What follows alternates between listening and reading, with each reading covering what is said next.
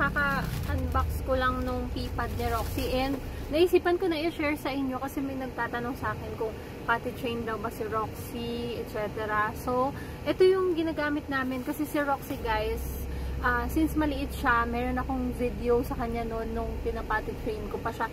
Halos kaya mong hawakan sa isang kamay si Roxy nun guys. So, tinuruan ko siya kung saan siya dapat magwiwiwi and magpupupo. So, syempre ngayon, hanggang ngayon, minsan may mga accident, lalo na kung walang P-pad.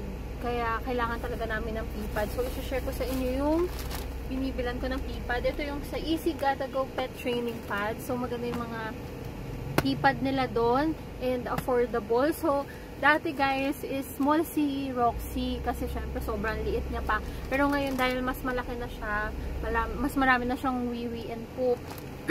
So medium na siya. Ang medium is 45 by 60 cm and 50 pieces to guys. Matagal-tagal na rin itong ginagamit. So ganyan kalaki yung ganyan kalaki yung medium. Yan yung ginagamit ni Roxy and maganda siya. Maganda yung quality niya and nasisipsip talaga yung wiwi, yung mga wiwi niya dito.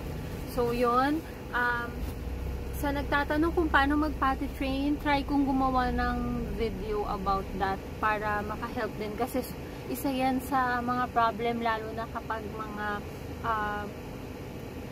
baby pa lang, yung mga 2 months, mga ganun, ako struggle yan ng mga for baby mommies and daddies dyan. So,